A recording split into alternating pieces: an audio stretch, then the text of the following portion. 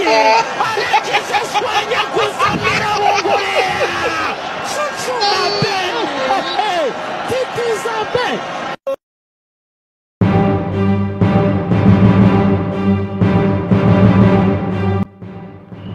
Hari kuwa gatandatu saa 12 kuri Azam Complex Stadium nibwo Singida yakiriye Rayon Sport mu mukino wo kwishyura w'ijonjora ry'ibanze rya CAF Confederation Cup.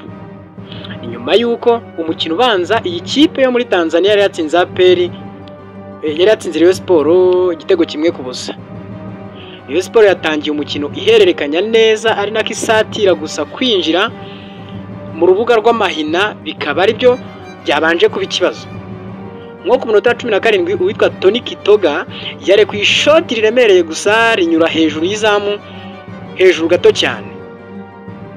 Minota 24 nabwo umukinnyi wa Singida Black Star wo Habib Eid yagize ikibazo cy'imvune arasimburwa.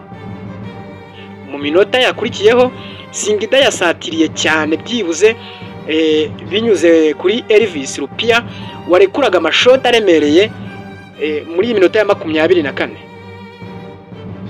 Ku minota 37 Rayon Sport yaje gufungura amazamu ku kitego cya Tambwe Gloire, gusa ibyishimo ntibyatinda dore ko ku minota 44 Idriss Diomande wa Singida yahise yishyura ku mupira hawe na Elvis Rupia. Ni mu gice cya kabiri noneho Singida Black Star yaje gukomeza kurusha Rayon Sport cyane ishaka igitego cya kabiri, nkaho Chakei yare kwishoti riremereye gusa Pavel Nzira arikuramo. Muzamu Pavel Nzira yakomeje kwigaragaza cyane, ndetse nko ku minota 57 na none Rayon Sport yatsinzwe igitego cya kabiri ku makosa yarakozwe n'umunyezamu wayo Pavel Nzira, aho yaragiye gufata umupira umuca mu myanya y'intoki, usanga Anthony Trab awushyira mu ncundura, ako kanya igitego kiba cyagiyemo. Murera yaje gukora impinduka mu kibuga, havamwo Niyonzima Olivier Sefu hajyamo Aziz Bassan. Kubona igitego biranga biba ikibazo kuri Rayon Sport. Byakomeje kwanga kugeza ubwo umukino urangiye ibitego 2-1 ihita isezererwa muri CAF Confederation Cup ku bitego 3-1, kuko umukino ubanza hano ikipe ya Singida Black Star yari yatsinze Rayon Sport igitego kimwe ku busa, hiyongeraho ibitego 2 rero yatsinze muri Tanzania iwabo, bityo igiteranyo cy'ibitego byombi biba ibitego 3-1.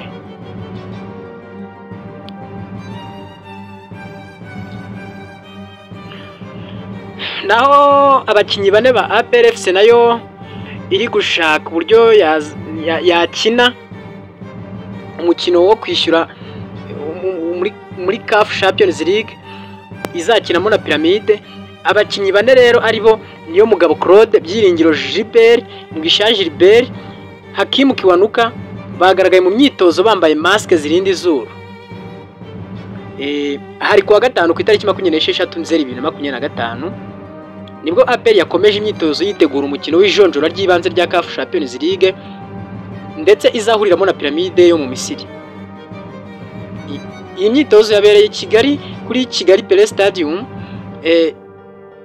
ariyo izaberaho n'uyu mukino. Yagaragayemo rero abakinnyi bane ba APR FC bafite ibibazo by'amazuru, gusa bose bari bambaye udukoresho tubafasha kuyarinda. Abo barimo rero niyo Mugabo Claude wari umaze igihe kinini afite ikibazo yagiriye muri Tanzania ubwo iyi kipe yari iri muri Sekafa Kagame Cup yitabiriye mbere y'uko uyu mwaka w'imikino utangira. Harimo kandi Byiringiro Gilbert ukinanga myugariro, nawe yagize ikibazo ahandi.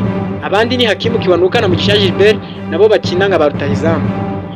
Abakinnyi bombi bakaba bagaragaye bafite utumaske tubarinda ku mazuru.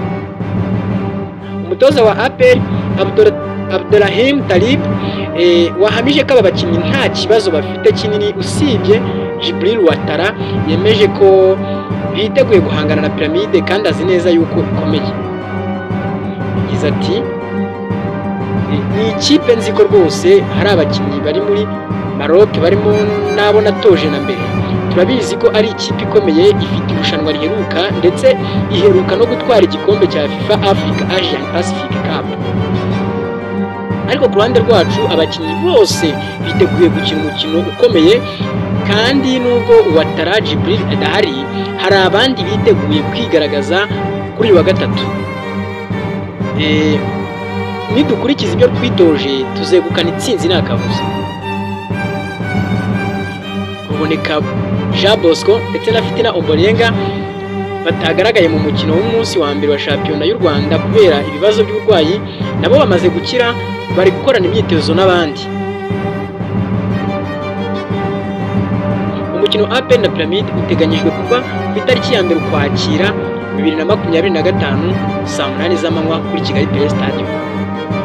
Ubwo ni mu gihe Mugisha Gilbert, Hakimu Kiwanuka bambaye maske mu rwego rwo gukomeza kwitegura umukinnyi, bashobora no kuzagaragara mu kibuga bambaye za maske.